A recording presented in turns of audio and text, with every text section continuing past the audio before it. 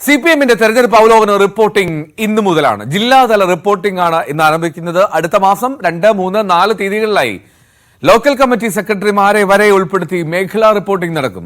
കീഴ്ഘടകങ്ങളിൽ നിന്ന് ലഭിക്കുന്ന നിർദ്ദേശങ്ങൾ കൂടി പരിഗണിച്ചുകൊണ്ടാകും പാർട്ടിയുടെ തെറ്റുതിരുത്തലും സർക്കാർ പദ്ധതികളുടെ മുൻഗണനയും CPM തീരുമാനിക്കുന്നത്. കനത്ത തിരിച്ചടിയുടെ കാര്യകാരണങ്ങൾ 5 ദിവസമെടുത്താണ് CPM ഇഴകേറി പരിശോധിച്ചത്.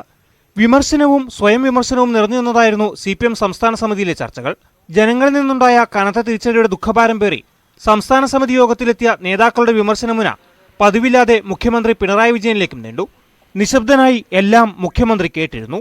മുഖ്യമന്ത്രിക്കെതിരെയുള്ള വിമർശനങ്ങൾക്ക് മറുപടി പറയാൻ പാർട്ടി സെക്രട്ടറിയും തയ്യാറായില്ല. ഇനി കീഴ്ഘടകങ്ങളിലെ റിപ്പോർട്ടിംഗ് ആണ്. റിപ്പോർട്ടിംഗ് മാത്രമാകില്ല, അവിടെ നിന്നുള്ള നിർദ്ദേശങ്ങൾ സ്വീകരിക്കാനാണ് പൊളിറ്റ് ബ്യൂറോ അംഗങ്ങൾ വരെയുള്ളവർ ജില്ലകളിലേക്ക് പോകുന്നത്. തിരിച്ചടി മറികടക്കാനും ജനവിശ്വാസം തിരിച്ചുപിടിക്കാനും എന്തെല്ലാം ചെയ്യണമെന്ന നിർദ്ദേശങ്ങൾ ബ്രാഞ്ച് തലത്തിൽ നിന്നുവരെ CPM സ്വീകരിക്കും. പാർട്ടിയുടെ തെറ്റുതിരുത്താൻ രേഖയും സർക്കാരിന്റെ മുൻഗണനാക്രമവും നിശ്ചയിക്കുക അതിനുശേഷമാകും.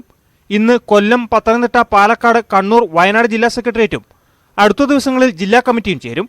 എന്തുകൊണ്ട് പാർട്ടി തോറ്റുവെന്നുള്ള സംസ്ഥാന സമിതി വിലയിരുത്തൽ സംസ്ഥാന സെക്രട്ടേറിയറ്റ് അംഗങ്ങൾ റിപ്പോർട്ട് ചെയ്യും. സംസ്ഥാന സെക്രട്ടറി MV ഗോവിന്ദൻ കണ്ണൂരിൽ പങ്കെടുക്കും. തൊട്ടടുത്ത ദിവസങ്ങളിലായി മറ്റു ജില്ലകളിലും യോഗങ്ങൾ ചേരും. ഇതിനു പുറമെ ലോക്കൽ കമ്മിറ്റി സെക്രട്ടറിമാരെ വരെ ഉൾപ്പെടുത്തി അടുത്ത മാസം മേഖലായോഗങ്ങൾ വിളിക്കും. കൊല്ലം, എറണാകുളം, കോഴിക്കോട്, കണ്ണൂർ മേഖലകളിലായി 2, 3, 4 തീയതികളിലാണ് മേഖലായോഗങ്ങൾ. Party general secretary Sitaram Yechury, PB അംഗം പ്രകാശ് കാരാട്ട്, സംസ്ഥാന സെക്രട്ടറി MV ഗോവിന്ദൻ, MA ബേബി എന്നിവർ മേഖലായോഗങ്ങളിൽ പങ്കെടുക്കും. സാധാരണ ജനങ്ങൾക്ക് പറയാനുള്ള കാര്യങ്ങൾ കേൾക്കാൻ ലോക്കൽ തലങ്ങളിൽ വേറെയും യോഗങ്ങൾ വിളിക്കും. News 18 തിരുവനന്തപുരം.